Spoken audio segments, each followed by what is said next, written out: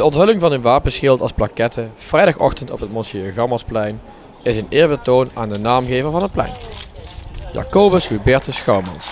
Hij werd geboren in 1883 en het wapenschild werd onthuld door onder meer Jozef Schouwmans, achterneef van Mgr Gammelmans.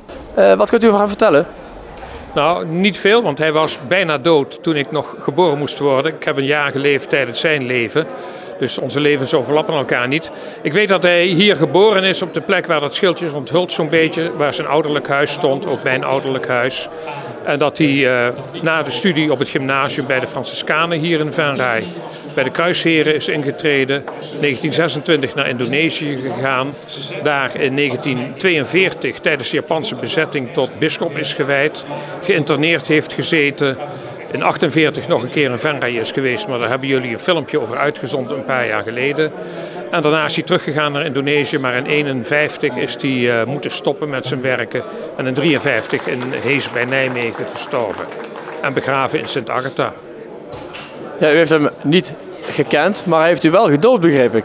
Ja, dat zeggen ze. Ik heb daar geen actieve herinnering aan, zoals ik zei. Maar mij is altijd gezegd dat hij mij gedoopt heeft, ja. Het bouwproject werd mede mogelijk gemaakt door Wonen Limburg en Bouwmeijer Jansen. En dit is een project geweest, misschien geldt dat ook wel voor het schildje, want daar hebben ze ook heel veel over gecorrespondeerd en gepraat waar dat moest komen. En ook dit project is lang geleden ook bij ons gestart in gesprek met de gemeente.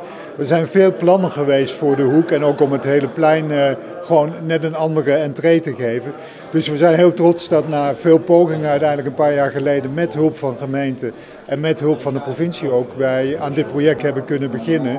En normaal zie je in de bouw, dan heb je altijd van die feestelijke momenten tussendoor. Nou, die konden niet met corona, dus vandaag met de combinatie met het schildje ophangen is voor ons ook gewoon een mooi project waar we op die manier aan Venray en aan het centrum van Venray kunnen geven.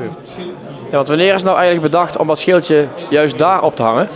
Ja, ik denk dat dat wel een discussie zo de afgelopen 1,5 jaar is geweest waar die op die plek en toen de naam van het plein duidelijk was waar die zou moeten komen. En wij zijn heel blij dat uiteindelijk de keuze op ons project is gevallen. Het zijn 15 woningen waar mensen gewoon ook met verschillende inkomens wonen. Dus het is een mooie plek ook voor onze huurders om aan het plein te zitten. En zoals de deken zei, daarmee ook een gezegende plek geworden te wonen.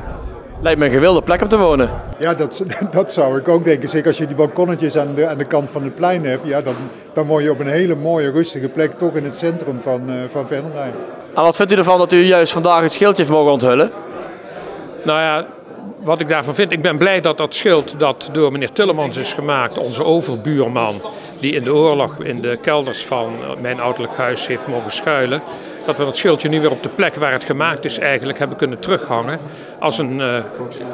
als een echte herinnering aan de periode die voorbij is, waardoor het heden en verleden met elkaar worden verbonden. En het is een mooie entree voor Venray. Het is een hele mooie entree voor Venray, maar zeker ook voor de Grote Kerk, want die heeft lang geen mooie entree gehad.